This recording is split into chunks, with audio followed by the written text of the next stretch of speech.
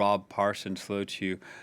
Rob, nearly 2 months into this fighting, and it feels like another major offensive could be coming. We heard of these leaflets being dropped in southern Gaza. What more can you tell us about that? Yeah, I mean, I think no great surprise that hostilities have resumed. Benjamin Netanyahu, the Israeli prime minister, has been under immense pressure from his own right wing within his government to resume hostilities as soon as possible, to go after Hamas.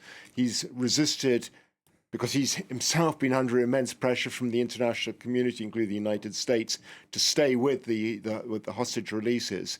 But we've had this hiatus. Apparently, Hamas were not fulfilling their terms of the deal, and now Israel has resumed. What they seem to be doing, you refer to those, the leaflet thing, is to try to force people out of the area to the east of Khan Yunis, which is one of the main towns in southern Gaza. After they had already left northern Gaza. After they'd already left northern Gaza, to persuade them to move to areas near to Rafah, which the Israelis are saying are safer and have more conditions acceptable for refugees moving away from the areas which are going to come under attack. It describes Khan Yunis as a very dangerous combat zone and offers that advice. It is also creating a map, a zone map of Gaza, hundreds of different zones in it, which it will use in the future, it says, to advise people where to move. So it will, for instance, say, look, we're going to be targeting such and such a zone.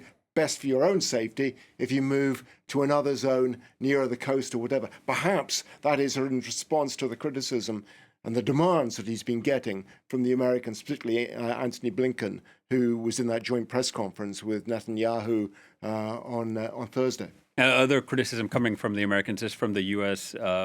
Media. The New York Times reporting that Israeli officials knew of the surprise attack by Hamas up to a year in advance. Well, there's been a certain amount of evidence coming out over the last few months since this conflict started with the attack on the 7th of October that there had been intelligence available to the Israeli military and to the government that this was a possibility. But the New York Times has published something which seems to be much more concrete than that. It's called the Jericho Plan. It's a 40-page document of intelligence analysis based on telephone conversations and documents of one kind and other, emails, which points to a very specific plan developed over some time and which was available to the Israelis over a year ago, over a year before the 7th of October attack, in fact, detailing in pretty much precise form exactly what Hamas did on October the 7th. The question, of course, is, why was this ignored? And one of the explanations for that is that in the past, Israeli intelligence had also received information of this sort of kind suggesting something was planned, but nothing had happened. And they've become so inured to news of these sort of plans that when it actually did happen, they were taken completely by surprise. But one analyst was insisting, just before the attack itself, that this was for real and that Hamas had indeed carried out an exercise in July of this year based on the plan, which the Israelis have nicknamed or called the Jericho Wall.